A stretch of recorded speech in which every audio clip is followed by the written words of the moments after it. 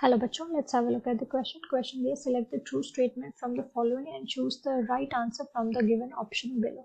ठीक है, तो यहाँ अगर हम की कॉन्सेप्ट की बात करें, so की कॉन्सेप्ट से पहले हम देखेंगे, यहाँ बात करें टेक्सोनॉमिक कैटेगरी की, टेक्सोनॉमिक ग्रुप की, जीनस की, यहाँ पे साइंटिफिक नेम की बात करें तो हमारे पास जो की कॉन्सेप्ट चलेगा उसमें हम बात करेंगे about the taxonomic hierarchy, right.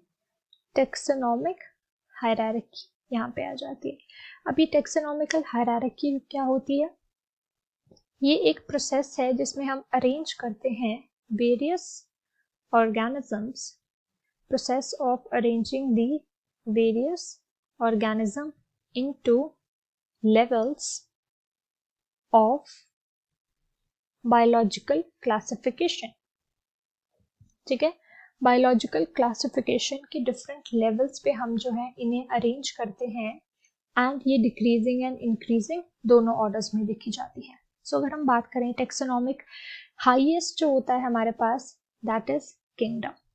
Kingdom के बाद हमारे पास आ जाता है फाइलम, फाइलम के बाद we have class, then we have order, उसके बाद family, then genus and at last हमारे पास आ जाता है species, right.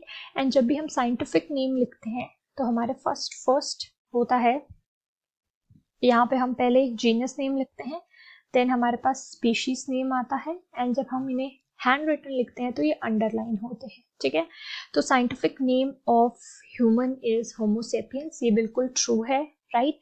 Highest taxonomic category is division, phylum, and यहाँ पे डिवीजन होता है, it is division in case of हमारे प्लांट्स आ जाता है। तो क्योंकि यहाँ पे ये किंगडम होता है, taxonomic group at any rank is taxon, taxon जो है हमारे इंडिविजुअल लेवल को कहते हैं, तो ये भी ट्रू हो जाता है हमारे पास।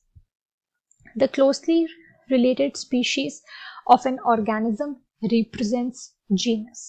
ठीक है, इन्होंने कहा है जो हमारे पास क्लोजली रिलेटेड स्पीशीज होती हैं वो रिप्रेजेंट करती हैं जीनस को। ठीक है, the group of closely related species, जो सारी की सारी जो जीनस है वो कैसे बनता है, जब group of closely related species हमारे पास यहाँ आ जाती है, तो ये स्टेटमेंट भी हमारे पास ट्रू हो जाती है, राइट। दैट मीन्स 1 एंड हमारे पास 4 एंड हमारे पास 5, यहाँ पे सारा जो है वो ट्रू हो जाता है। ठीक है, 6th को अगर हम देखें, the term systematics was coined by. ठीक है, सिस्टमैटिक्स जो है यहाँ पे ये किसने कॉइन की थी, दैट इज कैंडोले। ये बिल्कुल फॉल्स है क्योंकि ये कैंडोले नहीं बल्कि ये किसने दी थी, ये दी थी लिनियस ने। एंड यहाँ कहा गया है the genera plantarum is written by John Ray, ये भी हमारे पास कार्ल लिनियस ने दी थी, राइट, ना कि जॉन रे ने। तो हमारा जो करेक्ट ऑप्शन हो जाता है वो हो जाता है 1, 4 and 5, so option C is right. So I hope you understood the question well, thank you.